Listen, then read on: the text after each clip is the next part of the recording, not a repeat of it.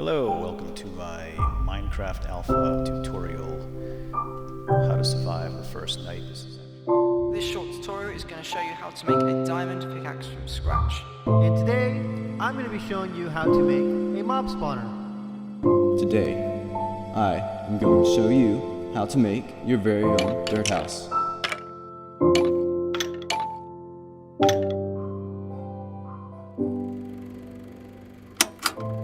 This cave, this music, this artwork, this biome, perhaps even this house, takes each and every one of us back to a certain chapter in our past life. A period specifically unique to only our own memory, that is now simply a representation of a chapter to which we will never return. It's bizarre, isn't it? We seem to place a higher value on what happened in our past, as if the game we were playing in 2010 was significantly better than that same game in 2020, despite the fact that on paper, the game has improved significantly since. We try to justify and pretend that the early 2010s was better than 2020 by stating that we preferred the old texture packs, or we preferred when there were less mobs in the game, or possibly even everyone's favourite excuse of the game was more simplistic back then. However, the reality of why many of us feel as though Minecraft was so much better in the early 2010s was nothing besides that dirty little liar by the name of nostalgia, insisting that things were way better than they seemed at the time.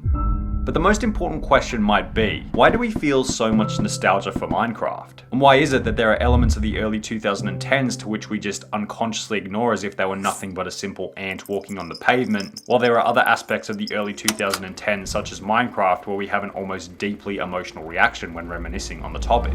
Well, to pour the slab, to set the table, to establish a foundation for what is to be covered in this video, we first have to ask, what is nostalgia? Well, these days in popular culture, nostalgia references that bittersweet feeling you get when thinking about the good old days, or earlier parts of your life. However, this definition wasn't always concrete. When the word was first derived, it was actually a medical condition. Nostalgia, that feeling of wanting to be back in the past, a medical condition? Well, let me explain. The word was coined as a description for soldiers in the 1600s who had homesickness to such a level that they would receive stomach pains, high fever, fainting, and sometimes even death, all from this longing and desire to leave wartime and be back at home with their family. So in the beginning, nostalgia was far from a positive, an almost debilitating mental homesickness disease that you wouldn't wish on your worst enemy. However, as wars were fought and won, as nations rose and fell, as the natural death and rebirth of nature evolved the biological experiment known as man, the definition of nostalgia began to change. Rather than the original definition of wanting to be back home while at war, nostalgia seemed to bizarrely take on the definition of wanting to be back in the past. Only 90s kids will remember these advertisements. 2000s kids, my childhood. 2010s nostalgia that will make you cry. Products, services, videos, all exploiting that natural desire to be your younger self once again. And if you look very closely at the thumbnail on this video, it's obvious that one of the prime suspects in 2010 nostalgia is Minecraft. But why?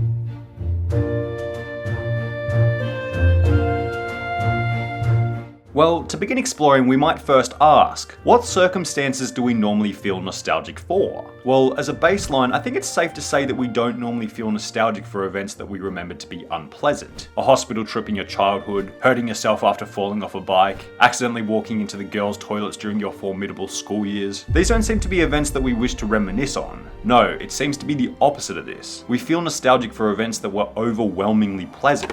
Events that in retrospect appeared to be when our monkey mind wasn't chattering. Events where we didn't have a care in the world. What is this feeling if not how we felt while playing Minecraft?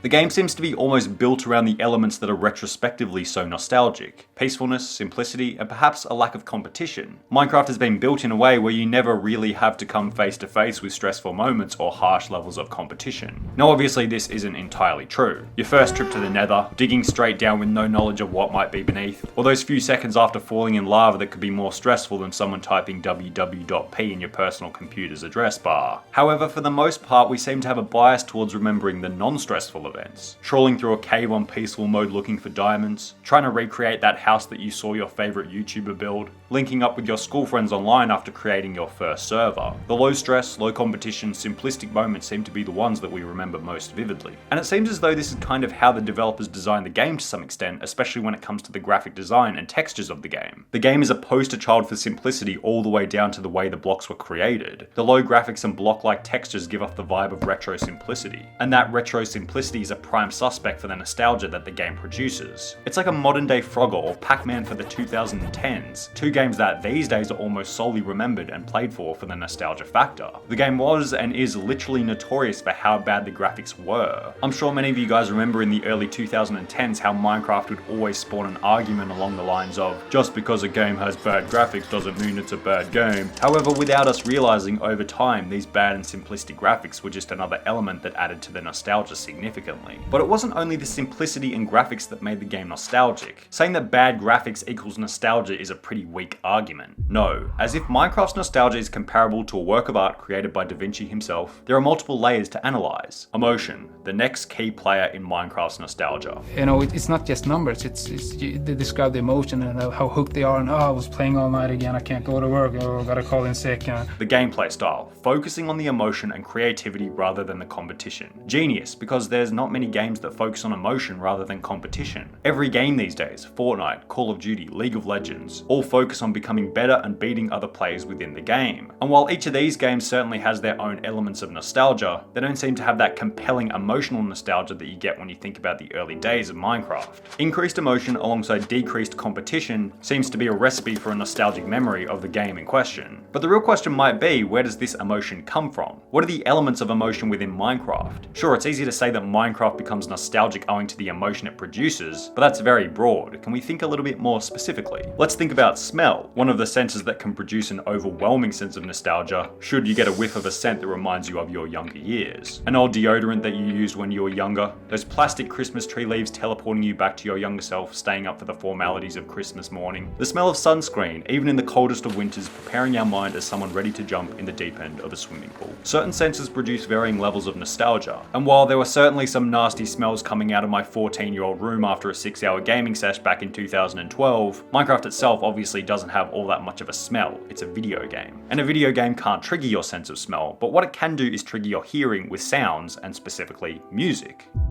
The Minecraft soundtrack is one of, if not the most memorable game soundtracks of all time. Why? Well, it provides everything that we discussed in the previous paragraph about the elements that seem to trigger nostalgia. Peace of mind, that flow state, simplicity, and specifically an overwhelming provision of emotion. Minecraft's soundtrack was created by Daniel Rosenfeld, or C418, and took a very different approach comparative to many other games at the time. Considering Minecraft is an open world adventure game, you might expect some kind of adventurous music similar to maybe Borderlands or Skyrim. However, due to the game's weak Java engine back in 2011, C418 had to make the music as simple as possible, producing the basic soundtrack somewhat representative of impressionistic classical music back in the 1800s, a music type that focuses on mood and atmosphere. And the mood that the Minecraft soundtrack produces is this feeling of bittersweet, like the music is happy but also kind of sad at the same time. And I don't want to sound too much like an 8th grade English teacher here, but this feeling of bittersweet seems to be a representation of the feeling that many of us have for the nostalgia of Minecraft. Bittersweet, we're both kind of happy that it happened while simultaneously sad that it's over. And the music seems to represent this perfectly. When we hear the music now, it seems to connect us back up with the innocence of our younger years. And that's kind of exactly what nostalgia is, the innocence of adolescence, or probably more accurately, the perceived simplicity of earlier life. Then let's take everything we've discussed so far, the calm, carefree, competition-free gameplay, as well as the emotional, atmospheric music, and combine it with one final element,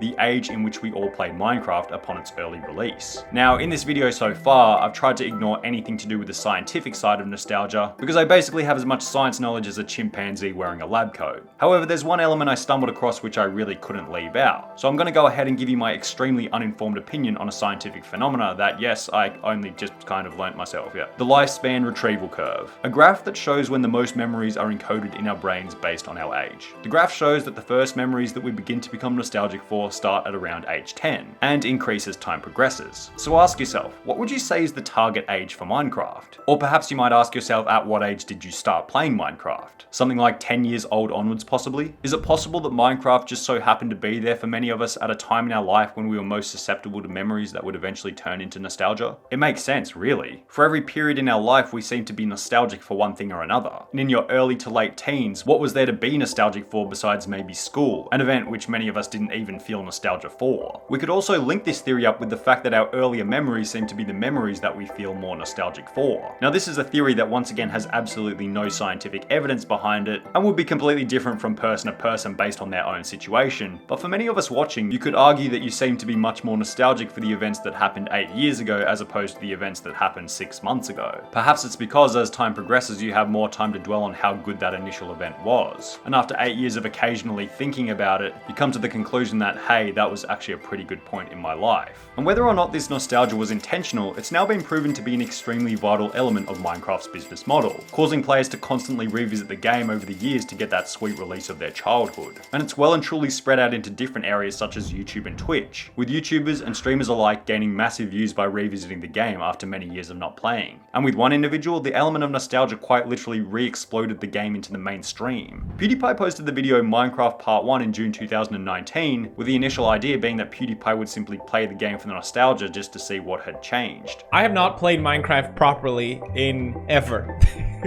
I think a lot of it has changed. I'm not sure. After all these years, I'm back in Minecraft. Well, it seems as though the audience wanted to get a hit of this PewDiePie playing Minecraft nostalgia as well, as the video gained a whopping 45 million views. Then, if you look at the Google Trends graph for Minecraft, this video posted by PewDiePie quite literally caused a resurge in the popularity of the game, and it became mainstream on YouTube once again. Since this period, mid-2019, about a year and a half ago, many other huge YouTubers such as MrBeast Gaming and Dream have utilised the popularity to gain massive views and grow their audience. And how can we be so sure that this growth would be possible if PewDiePie didn't revisit the game for the element of nostalgia in mid-2019?